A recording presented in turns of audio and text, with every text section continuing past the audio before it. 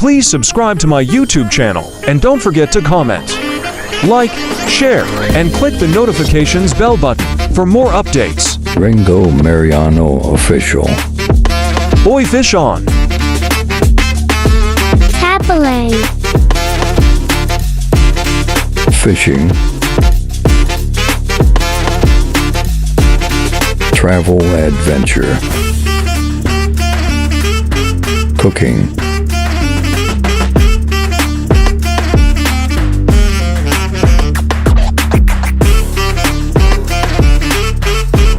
Unboxing fishing rod for 216 pesos only. So ayan, what's up guys? Muli nagbabalik, Ringo Mariano po. So for today's video, mag-unbox ulit tayo.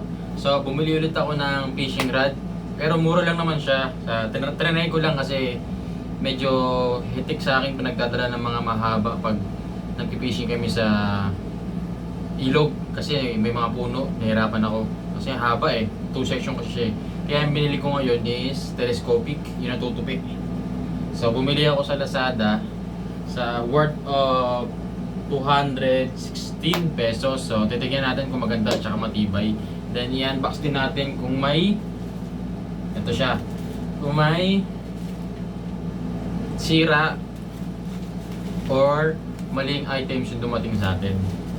So titignan natin din kung matibay ito. So balak ko siya dalhin sa Bicol. So tatry natin doon kung matibay siya. So burusoy, no? So sana tumagal kahit mura. Saka ko siya i-rate sa Lazada pag testing ko na siya sa Bicol. So let's go, buksan na natin.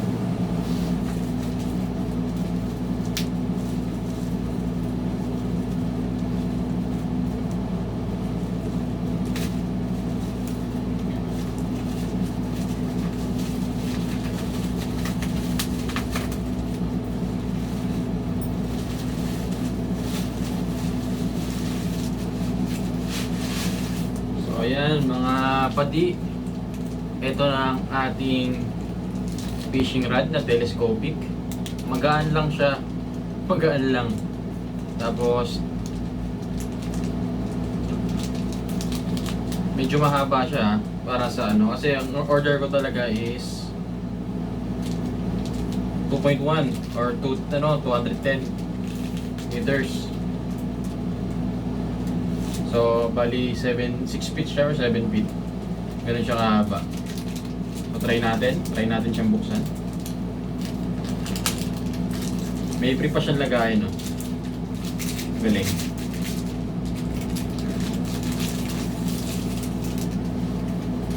Ayan mga padi, ganyan pa yung kulay niya.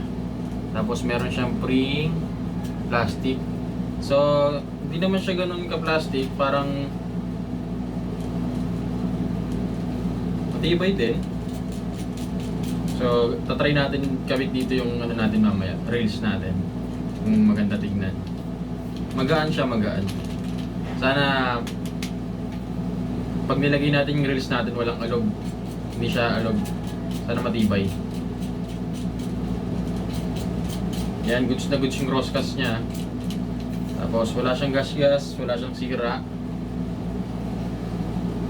So tignan naman natin yung ano, pinaka ano niya, ring, guide ring niya. So tinanggalan natin. Ayan. Okay siya. So try natin pahabain.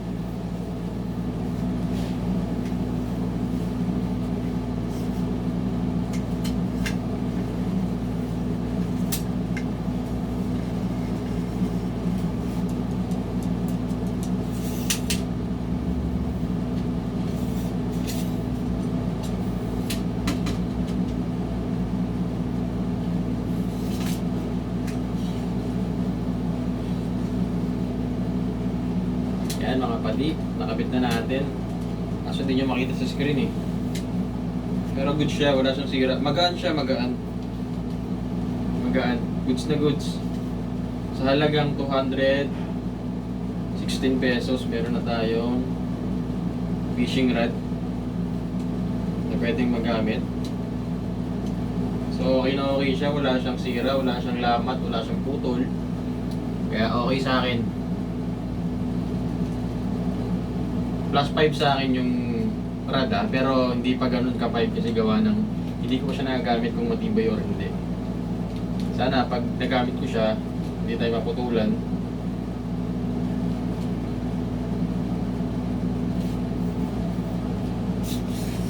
Tapin muna natin.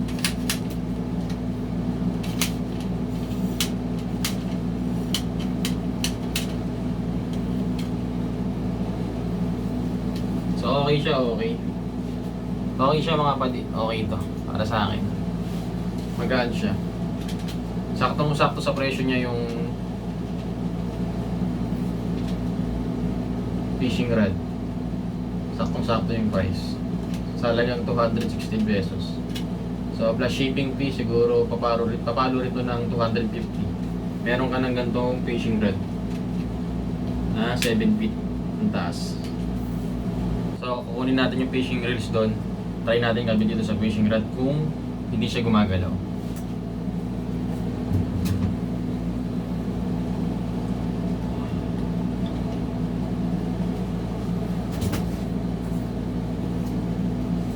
So, bali itong kakabit natin kasi kakulay niya.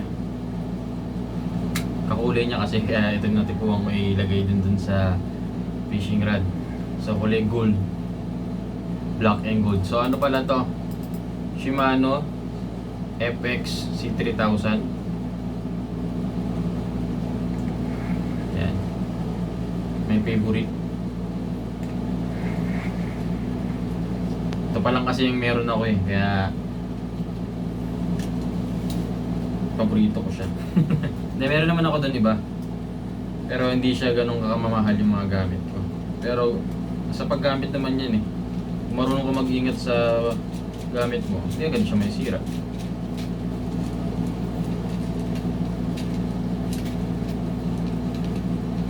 Okay siya mga master, wala siyang alog oh. Hindi umaalog yung reels natin dito. Saktong-sakto siya. Goods na goods, pwede tayong makahuli ng malaking ito. Huwag lang sobrang laki ah. Yung saktong laki lang, yung mga kapalat, pwede pang ulam. Pwede na to. So, sa mga gustong bumili, sa Lazada lang meron dito. Shopee din siguro meron din. Pero sa Lazada ko siya nabili. Hindi kasama tong reels ha. Ito lang rad to. 216 pesos sa Lazada. Ganda. Black and yellow. Black and gold. 7 feet. Telescopic. Okay. Kita-kits na lang po sa sunod na vlog natin. Thank you. Thank you for watching.